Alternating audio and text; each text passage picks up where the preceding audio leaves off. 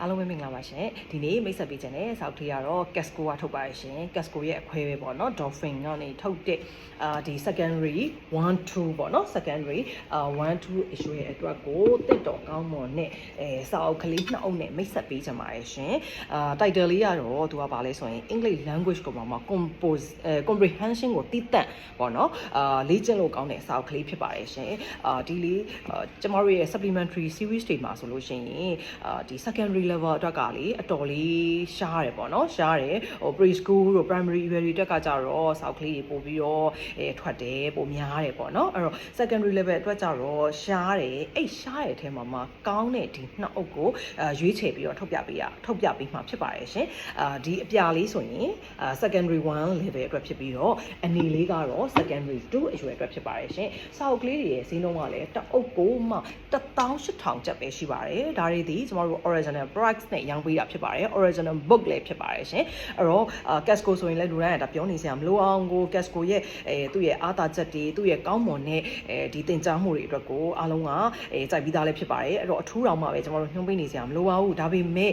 Bookland by မြန်မာ book center မှာဘယ်လိုစာအုပ်ကောင်းတွေရှိနေတယ်ဆိုတာလေးကိုညွှန်းပေးခြင်းဖြစ်ပါတယ်เนาะအဲ့တော့အခုဒါလေးဆိုလို့ရှိရင်book 1လေးပေါ့เนาะsecondary 1လေးပေါ့ secondary 1လေးဆိုရင်သူ့ရဲ့အတွင်းထဲမှာ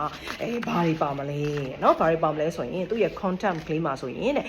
practice 1အနေနဲ့ဆိုရင် practice ကပေါ့เนาะဘယ်လိုသွားမလဲဆိုရင်12ထီအောင်ရှိပါမယ်ပြီးရင် supplementary တို့ရဲ့အသာချက်တိုင်း essay key ပါပါမယ်ရှင်အဲ့တော့ practice 1မှာဆိုလို့ရှင်เนาะဒါ grammar close တို့เนาะအဲ့ဒါတွေကို physical exercise နဲ့အတူ gain တွေစော့မယ်ဟဲ့လားပြီးရင် comprehension closures တွေကိုလည်းကောင်းမွန်စွာနဲ့ရိုးရှင်းစွာနဲ့တင်ပြပေးထားတာကြီးလည်းတွေ့ပါတယ်။နောက်ပြီးရင် graphic organizer ပါမယ်ပေါ့နော်။နောက်ပြီးရင် comprehension မှာ text အနေနဲ့လည်းလေ့ကျင့်လို့ရတာကြီးလည်းပါမှာဖြစ်ပါတယ်။အဲ့တော့ဒီ practice 1 2 3မှာတော့ဒါတွေအကုန်လုံးက comprehension ဖြစ်တဲ့အတွက်ကြောင့် grammar တွေကတစ်လှည့်စီပါမယ်။ grammar နဲ့ close တွေကတစ်လှည့်စီပါမယ်။နောက်ပြီးတော့title လေးတွေပြောင်းသွားမယ်ပေါ့နော်။ grammar close ရဲ့အောက်မှာပဲဒီ practice 6ဆိုလို့ရှိရင်ကျမတို့ environmental awareness အကြောင်းလေ့လာရမယ်ပေါ့။နောက် practice 7ဆိုလို့ရှိရင်advert guiding and a book by is cover ဆိုပြီးတော့ဒါမျိုးလေးပေါ့နော်အဲ့တော့ title လေးတွေကတစ်ခုစီမှာမတူညီတဲ့ title လေးတွေနဲ့အတူတူ comprehension လေးတွေကိုလေ့ကျင့်သွားမယ်လေ့လာသွားမှာဖြစ်ပါတယ်ပြီးရင်နောက်ထပ်ဒီ practice 12ထီပြီးသွားတဲ့အချိန်မှာတော့ special practice ဆိုပြီးတော့ရှေ့မှာလေ့ကျင့်ခဲ့တဲ့12ခန်းလုံးပေါ့နော်ပြန်ပြီးတော့ကျမတို့ revision လုပ်တယ်လို့မျိုးပေါ့နော်ပြန်ပြီးလေ့လာမှာဖြစ်ပါတယ်ပြီးရင်တော့ answer key လည်းပါမှာဖြစ်ပြီးတော့ဒီစာအုပ်ကလေးอ่ะဆိုလို့ရှိရင်စာမျက်နှာပေါင်း196မျက်နှာပါမှာဖြစ်ပါတယ်ရှင်သူ့ရဲ့အတွင်းကလေးကတော့ဒီလိုလေးပါရှင်အဲ့တော့ဈေးနှုန်းလေးကလည်း original စာအုပ်ပေါ်မှာကျမတို့18000ပဲပေးပြီးတော့ဝယ်ရမှာဆိုတဲ့အခါကျတော့အရန်ကိုတန်ပြီးတော့ကောင်းမွန်တဲ့အတွက်ကြောင့်ကိုယ့်ကလေးအတွက်ကိုအိမ်မှာလေ့ကျင့်မှုအတွက်ဒါ English ဆိုတာတော့ကျမတို့ကများလေ့ကျင့်မှများပို့ပြီးတော့ fresh ဖြစ်မှာဖြစ်ပါတယ်အဲ့အတွက်ကြောင့်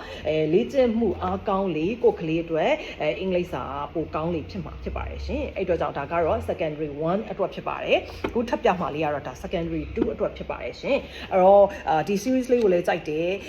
secondary 1ပြီးရင်2လဲတက်အောင်မှာမလို့တခါတည်းဝယ်ထားခြင်းနဲ့ကာကာတွေအတွက်ဆိုလို့ရှင်လေတခါတည်းပဲဝယ်ထားပြီးပါဘာဖြစ်လို့ဆိုတော့ stock ကကုန်တတ်တယ်ပေါ့နော်ကျမတို့ဘာဖြစ်ဆိုတော့လူကြိုက်များတဲ့အတွက်ကြောင့်တင်လိုက်တယ် post တွေမှာလည်းကျမတို့ကနေ့စဉ် post ကလည်းတင်ပြီးရောင်းပေးနေတဲ့အတွက်ကြောင့်ကြိုက်နှစ်သက်တဲ့ဆရာတွေဆိုလို့ရှင်လည်းတို့ဒါတို့ရဲ့ចောင်းသားတွေအတွက်ကိုတခါတည်းဝယ်လိုက်တာမျိုးတွေလည်းရှိပါတယ်ရှင်အဲ့ဒီအတွက်ကြောင့်ကျမတို့ကဒီ secondary ကလည်းပြီးတော့ stock အနေနဲ့လည်းရှားတယ်ပေါ့နော်ပစ္စည်းကလည်းရှားတယ်အဲ့ဒီအတွက်ကြောင့်အခုလက်ရှိဆိုင်မှာ stock လေးလည်းရှိနေတယ်ပြီးတဲ့အခါကျတော့ရောင်းဈေးလေးကလည်း18000ဖြစ်တဲ့အတွက်ကြောင့်အရန်မဲလဲတန်နေပါတယ်ရှင် original book ကိုမှ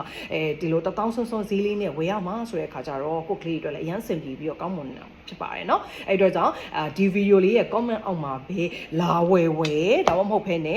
မြန်မာ Bookland မှာမြန်မာ book center ရဲ့ page messenger ကပဲဖြစ်လာရောက်ဝယ်ယူအားပေးလို့ရတဲ့အကြောင်းကိုသတင်းကောင်းလေးပါရပါရှင်အားလုံးကျေးဇူးတင်ပါတယ်